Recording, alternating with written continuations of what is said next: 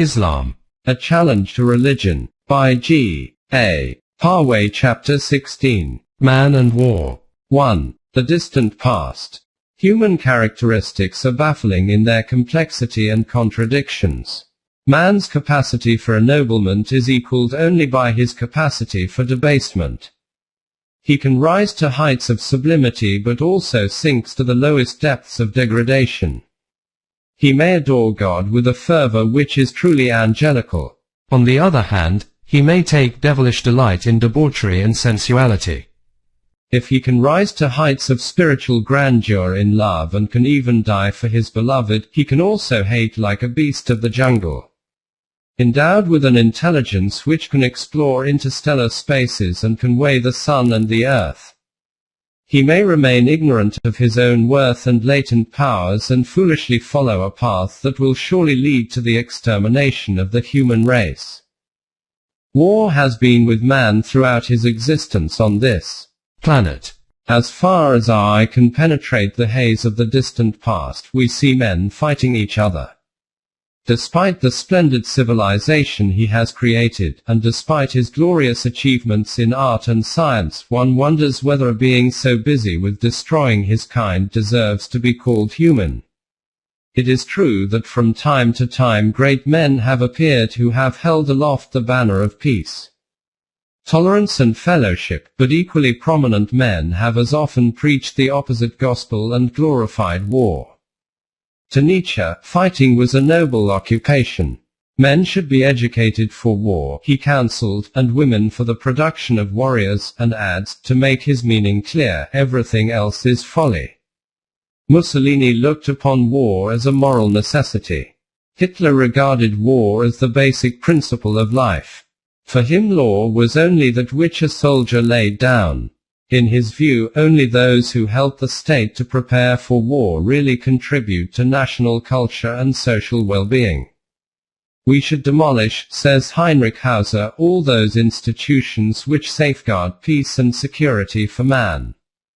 Life will be stable and simple only in an age we call barbaric. Although such extreme views are now generally despised and ridiculed, there are still many influential persons today who would not hesitate to plunge the world in war to settle an international dispute. Fortunately, they are restrained by the sober men in every country. They are also deterred by the prospect of nuclear war, which would spell the annihilation of the victor and vanquished alike. It is a fact that the menace of war has not receded from the present world. The policy of brinkmanship practiced by some heads of states poses a threat to mankind. It is strange that modern man who aspires to colonize the moon and other planets cannot solve the problems that confront him on Earth. Let us see whether the Quran can help us in this predicament. Does it offer any effective remedy for our social malaise? If so, how can the remedy be applied? The Quran ascribes two significant attributes to God as Salam and Al-Mutmin. As Salam is the being who is the source of peace and concord and who assures peaceful existence to all beings. Al-Mutmin is the being who shelters and protects all and bestows peace in every sphere of life on all beings. Moreover, the way of life which the Quran prescribes for us is called Islam, which basically means peace. The Mutmin is the man whose life exemplifies peace. The Quran refers to itself as the means by which the paths of peace are made wider. 5:16. It summons men to the house of peace. 10:25. The reward for living in accordance with its tenets is the abode of peace. 6:128. Peace reigns in the society of Mutmin. They depart from this world, the Malaika receive them with the salutation.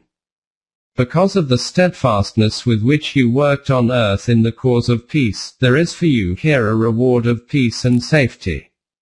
13:24. An ardent desire for peace is reflected in the words in which one Muslim greets another. Peace be in you, he says to his friend, and receives the joyful answer, and peace be on you too. The Quran applies the term fasad to any disturbance of social peace. It is hateful to God. 205. God commands men not to cause dissension or commit violence in the world. 7:56.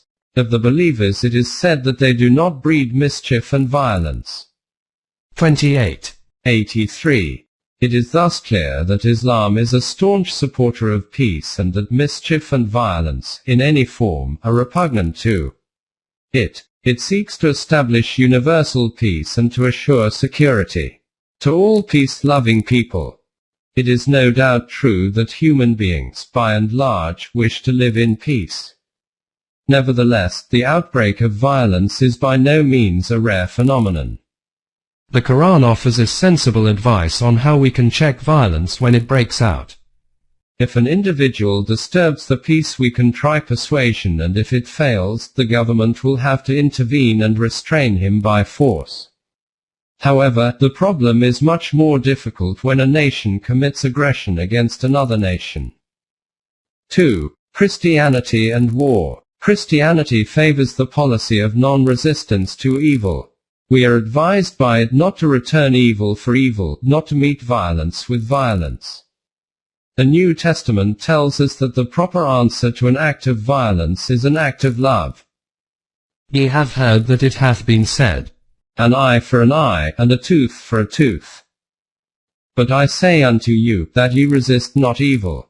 But whosoever shall smite thee on thy right cheek, turn to him the other also.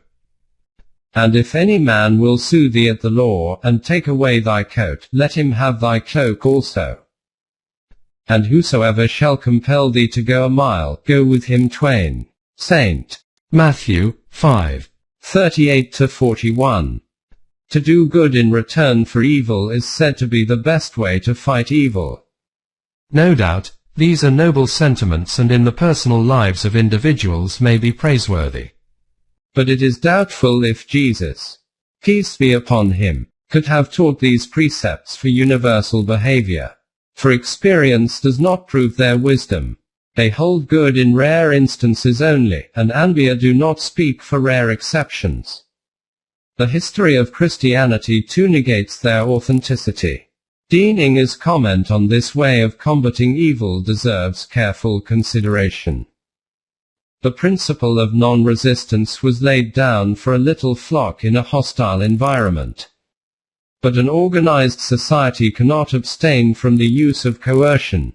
No one would suggest that a Christian government must not suppress a gang of criminals within its own borders. And if this is admitted, can we doubt that it should defend itself against an invading enemy? Augustine held that war is justified in repelling wanton and rapacious attacks, and that in preventing such crimes we are acting in the true interest of the aggressor. Without justice, what is empire but brigandage on a large scale? Allowing that circumstances may arise which make a defensive war inevitable, we have found a principle which will guide us in concrete cases. Even in the New Testament, as it exists today, there are statements here and there which are clearly at variance with the creed of non-violence and absolute non-resistance to evil. For example, Christ, peace be upon him, is reported as saying, Think not that I am come to send peace on earth. I came not to send peace, but a sword. For I am come to set a man at variance against his father, and the daughter against her mother, and the daughter-in-law against her mother-in-law. St. Matthew 10:34-35. It is obvious that the use of force to defend a good cause is not ruled out in Christianity. In our own time, Mahatma Gandhi of India was believed to be a staunch and uncompromising supporter of the creed of non-violence. He too had to tone down his idealism and adopt a more realistic attitude to evil. If an open warfare were a possibility, I may concede that we may tread the path of violence that the other countries have, and at best evolve the qualities that bravery on the battlefield brings forth. This apostle of Ahimsa even goes so far as to admit that when the need arises, not only men but also women will have to resort to violence and meet force with force. It is needless to add that the followers of this rishi have resorted to violence whenever it suited their purpose. 3. Quran and war. The Quran never appeals to the passing emotions of man, nor does it stoop to humor him. It faces the problems of life in a realistic manner and offers practical solutions for them. Like the New Testament, it advises us to do good in return for evil, for such actions are likely to have a wholesome effect on the evildoer. Our moral worth, too, will be enhanced thereby. Return a bad act by one that is beautiful and good. It may be that he between whom and you there is enmity, becomes your bosom friend. 41:34. In another place, a mu'min is described as one who repels wrong with right. 28:54. But if the enemy takes mean advantage of such goodness, the Quran permits the use of force, provided it is in accordance with the requirements of justice. While permitting force in such cases, the Quran advises us to be lenient towards the man who wronged us. If he repents, he is to be forgiven. The Quran exhorts us to forgive our enemies and those who have wronged us.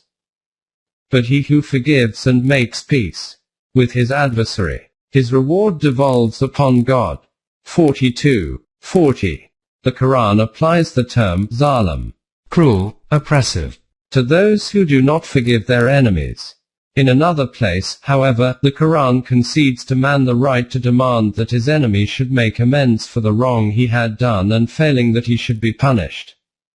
Those who are unjust and cruel to their fellow beings are denounced by the Quran. Such men deserve dire punishment. 42:41-42. The Quran, however, inculcates in man that it is a noble thing to forgive. It asks us to forgive the man who has done us injury, whenever we have grounds for believing that such forgiveness will do good to the wrongdoer as well as to society. IV. Law and the use of force. The mere enactment of good laws, the Quran asserts, is not enough to ensure peace in the world. It is necessary that the laws should be properly enforced.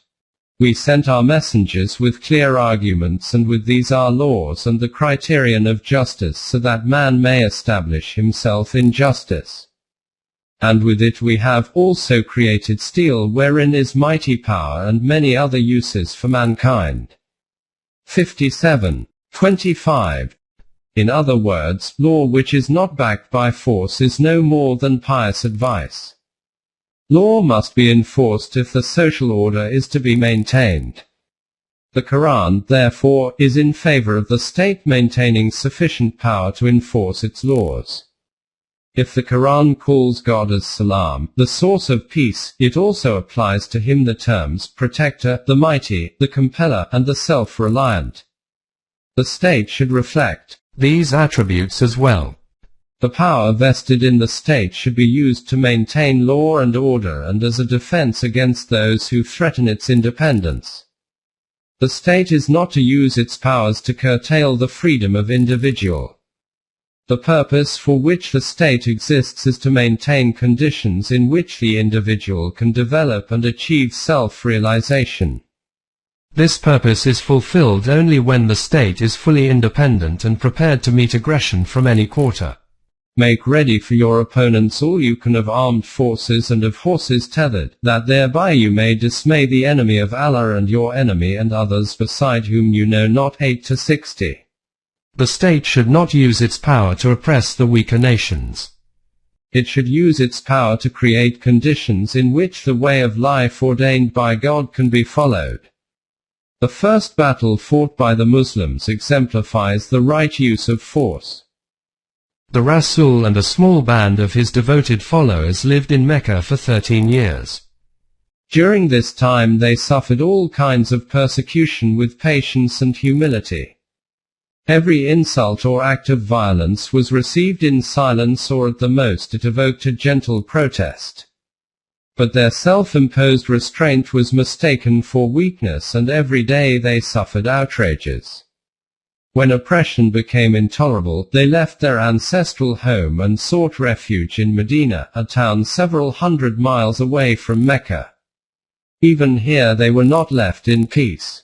Their enemies were determined to compel them to renounce the new creed or to exterminate them if they refused to do so. A formidable force marched against them. For the refugees it was a question of life and death.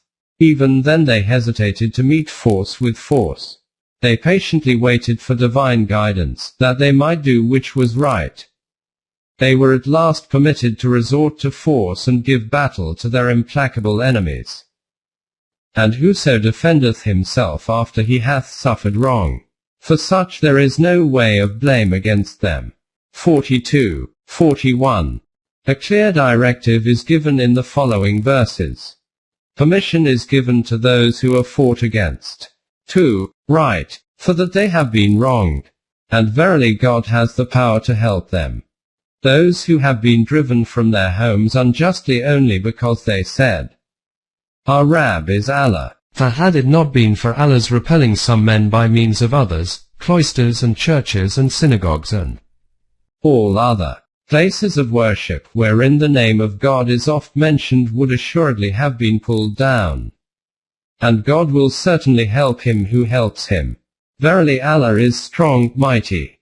22, 39-40.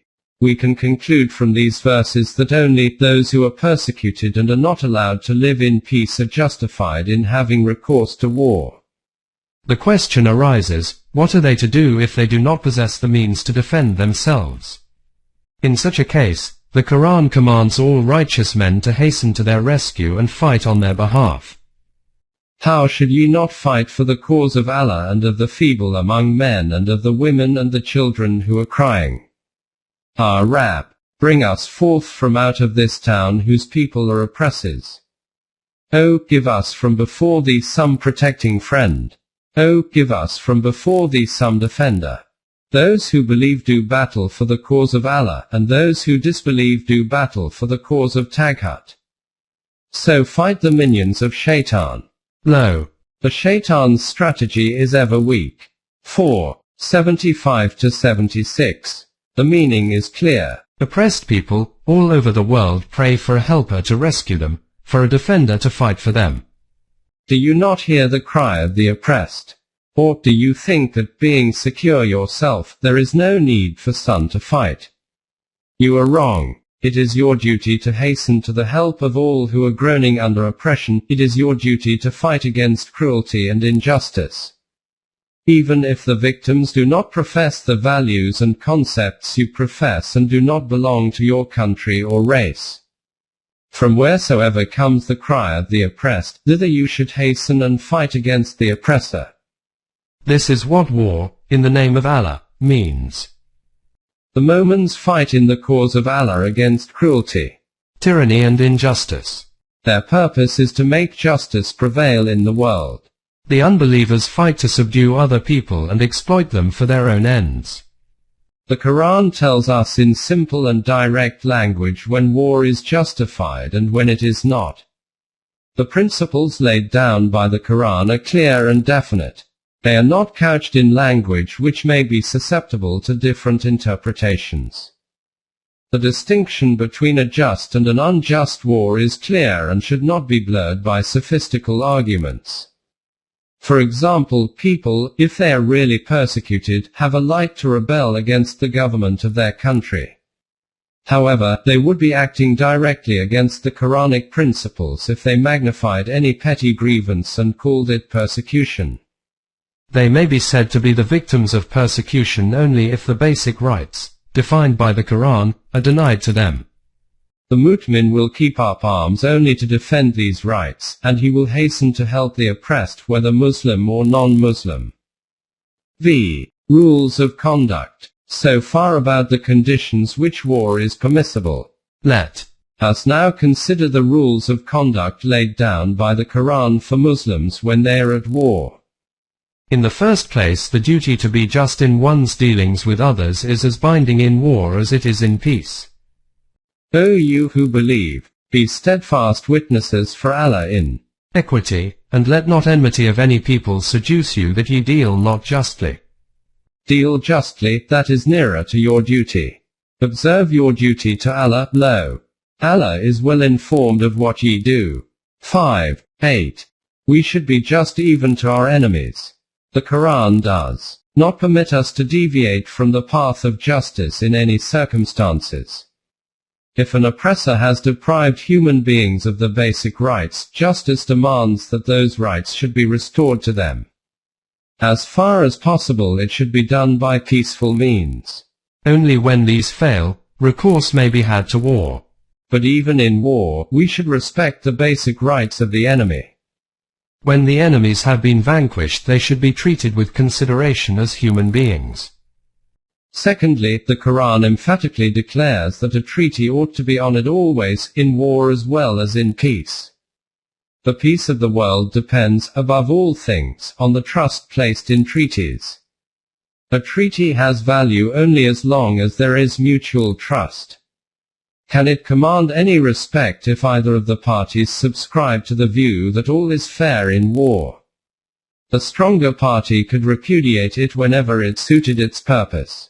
That is why Solon says that a treaty is a spider's web which entangles him who is weaker than it, and it is not worth a straw for one who is stronger. Machiavelli stoutly defended unscrupulous dealings in politics. He advises the ruler, in plain terms, to break his faith whenever it suits his purpose. A prudent ruler ought not to keep faith when by so doing it would be against his interest, and when the reason which made him bind himself no longer exists. His disciple, Frederick II, believed that policy consists rather in profiting by favorable conjunctures than by preparing them in advance.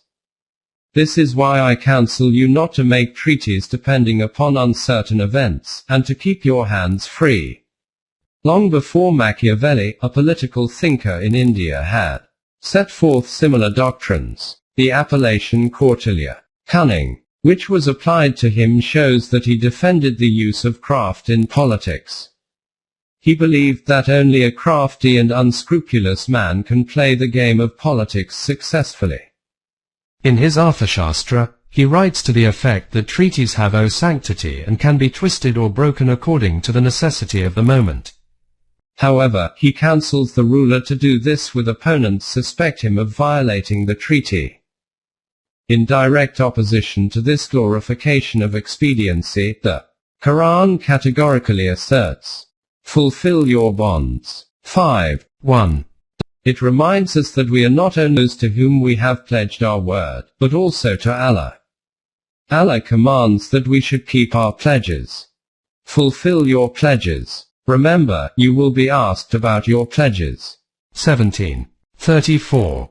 What, however, is to be done if the other party breaks the treaty? The common view is that in such a case, the treaty automatically becomes null and void. Not so with the Quran. It deprecates a hasty act and counsels us to appeal to the enemy to reconsider the decision and honor the treaty. Only when this appeal has proved to be vain and the enemy persists in violating the treaty are we justified in regarding it as no longer binding on us.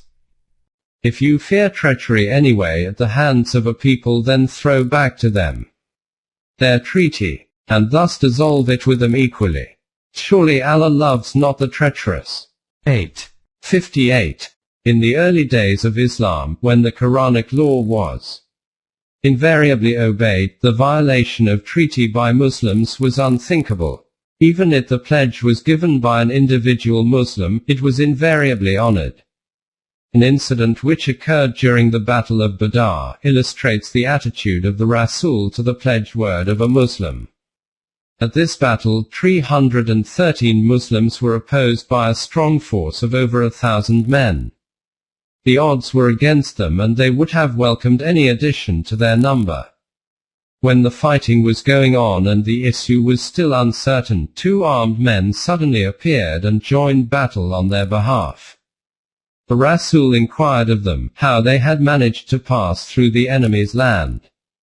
They replied that they had tried to stop them, but were allowed to go on after pledging their word that they would not take up arms against them. The Rasul said that the pledged word must be honored. He commanded them not to fight, saying that the issue of the battle will be settled according to the laws of God. Even at this critical juncture he did not allow his men to break their promise. A piquant situation arose when some pagan women embraced Islam but their husbands remained faithful to the old faith. The husbands began to persecute their wives to compel them to renounce Islam. Some of these women sought refuge in Medina. The Muslims were asked to return the wives to their lawful husbands. The Islamic law does not sanction the marriage of a Muslim woman to a pagan. Therefore, the women were told that they were free and would not be forced to return to their husbands. But their husbands were repaid whatever money they had given to their wives or spent on them. 60. 10. Be it noted that these men were the sworn enemies of Islam and were bent on destroying the little band of Muslims. Even from these enemies the Rasul would not withhold what was injustice due to them. This zeal for justice and fair dealing could not but impress the opponents of Islam. Finally, if the enemies offer peace, in no case should such an offer be rejected. It may be that the Muslims have just grounds for suspecting the motives of the enemy, but their suspicions should not prevent them from accepting the offer of peace. It may be that offer is made when victory is within the reach of the Muslims. Even then they should not continue war but should lay down arms and start negotiations for concluding peace. If the enemy has been forced to sue for peace, the purpose of the war has been fulfilled. The purpose was not to subjugate the enemy or seize their territory, but to repel the attack. If, for whatever reason, the enemy shows willingness to lay down arms, the Muslims should do likewise. The enemies may have made the offer of peace merely to gain time or to mask some nefarious design. Even so, the Muslims are commanded to place their trust in God and accept it in good faith, for God is sufficient for you. He it is who supports you with his help and with the believers. 8. 62. All necessary precautions, however, should be taken and the enemy made to vacate his aggression, but the offer should not be spurned merely on suspicion of interior motives. How long should the war be continued if the enemies refuse to come to terms? The Quran enjoins the Muslim to continue the war till the purpose for which it was undertaken is fulfilled. When the purpose has been accomplished, the war should be ended forthwith. Unwarranted aggression, persecution of a religious group, oppression and denial of human rights are some of the reasons which justify war. If the war cannot be ended but the belligerents can agree to a temporary cessation of hostilities, the opportunity should immediately be seized. During the pause in fighting, tempers may be calmed, passions cooled, and sober thinking and heart-searching may create the atmosphere in which an amicable settlement of the dispute may be possible. Nowadays, the term ceasefire is applied to such temporary arrangements. This method of terminating a war was recommended by the Quran 14 centuries ago. Another step in the same direction was to establish an international convention to the effect that fighting should be forbidden during certain months. 9. 26. By prisoners of war. The Quran enjoins humane and compassionate treatment of prisoners of war. In those days in Arabia as elsewhere, prisoners of war were usually made bond slaves. Men and women taken in war were sold as slaves. Nowhere was this practice regarded as objectionable. The Quran, with its insistence on the worth of the human self, could not sanction such an outrage on human dignity. It commanded Muslims to adopt other ways of dealing with prisoners of war. The directive given, "Now when you meet in battle your opponents, there it is smiting of the necks until you have routed them. Then bind fast the bonds. Then either give them a free dismissal afterwards or exact a ransom." 47. 4. The meaning of the verse is quite clear. Prisoners of war may be exchanged for Muslims who are in the hands of the enemy. Or they may be set free when the ransom fixed for them has been paid, or they may be set free unconditionally as a friendly gesture to the enemy, or on purely humanitarian grounds. Whichever alternative is adopted, the result is the same, i.e., the prisoners regain their freedom. In the whole of the Quran, this is the only verse concerning prisoners of war. Neither here nor elsewhere is there any hint of making them slaves. The Quran, which directs the believers to expiate their faults for even a trivial mishap by emancipating a slave. 90:13. Which permits the waging of war for defending human rights, and which has proclaimed the equality of men, could not possibly sanction slavery in any form. On the contrary, it commands that prisoners should be treated as guests as long as they remain in the custody of the Muslims. Abu Aziz was one of those who were taken prisoners at the Battle of Badr. After his release, he returned to his people and told them about the treatment he had received. I was billeted on an answer.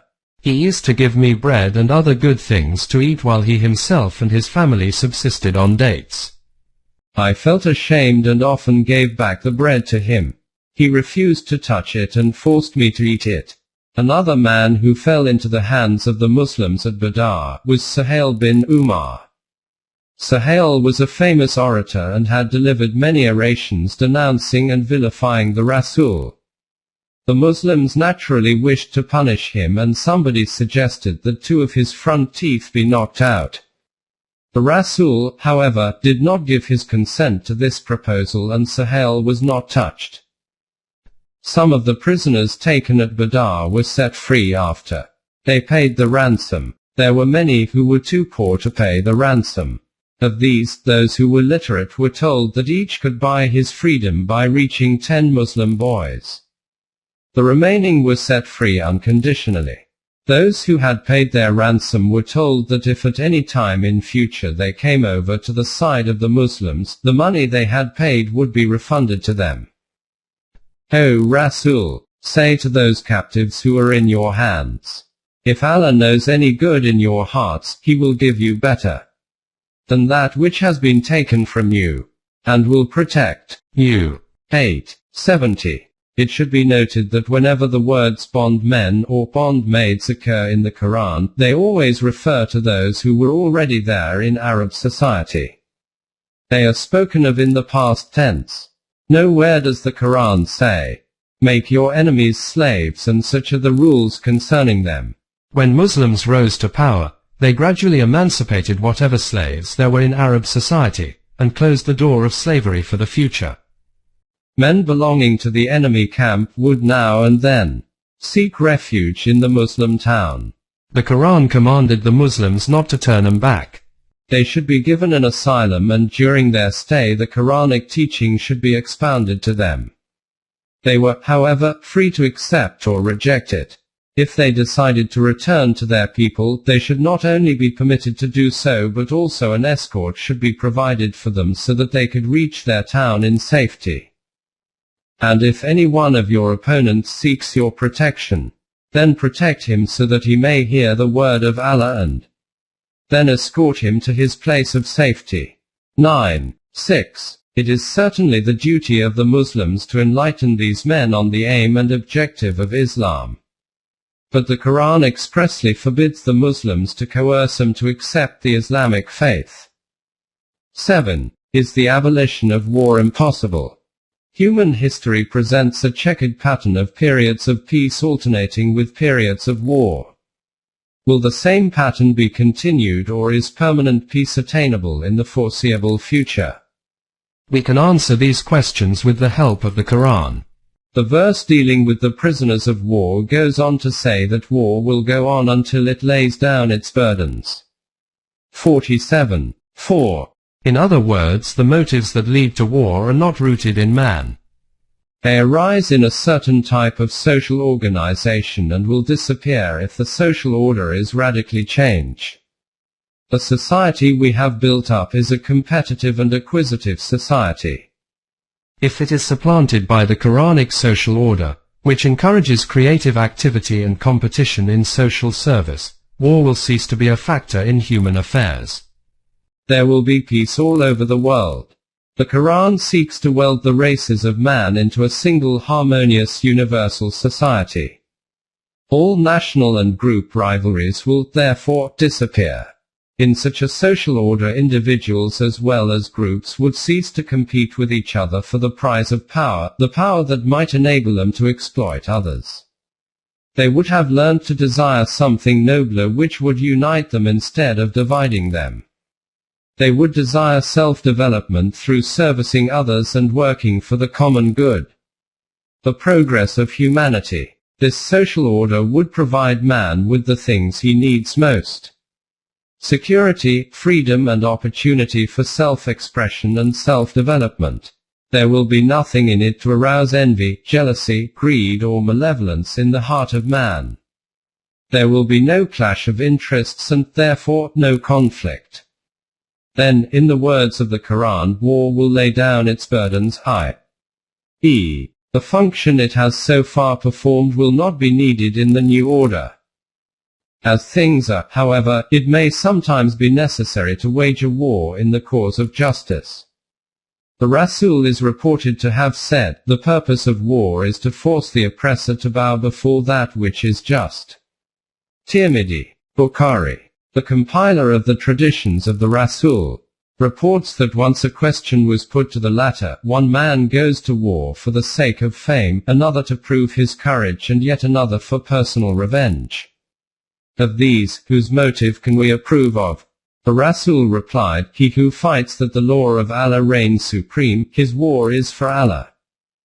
Man-made laws merely safeguard the interests of a particular group. Such laws will not be acceptable to other groups. But God is the Rabb of all mankind. His laws protect the interests of each and all men. His laws, consequently, provide a secure foundation for the world peace. In Islam, this foundation is called Tawheed, i.e., oneness. Tawheed signifies one set of laws of the one God for the one creation, mankind. A social order which is based on this foundation is Din, and is one for all humanity. This truth is beginning to dawn on the minds of Western thinkers. If full realization does not come to them, the fault will lie with the Muslims who received the divine law 14 centuries ago and have not yet expounded it and interpreted it to mankind. The Muslims should bear in mind that the scientific outlook has sunk deep into the modern mind and the modern man speaks the language of science. The Quran says, "Mankind is one community." 2:213. It is far easier for modern man to understand this truth than it was for his forebears 14 centuries ago. Man can come into his own only as a member of a universal brotherhood. The Quran sought to establish such a brotherhood, and did establish it within the domain in which Quranic laws prevailed. Its message is not for any group but for all humanity.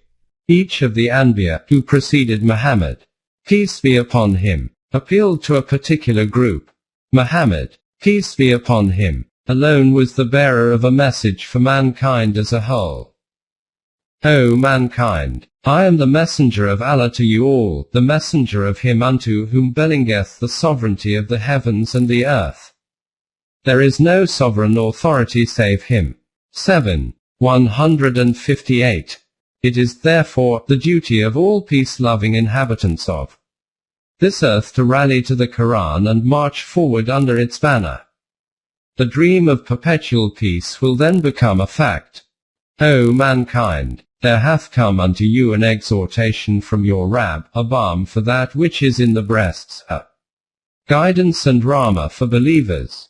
10:57. About this social order the Quran says, "He who enters it is safe." 3:96.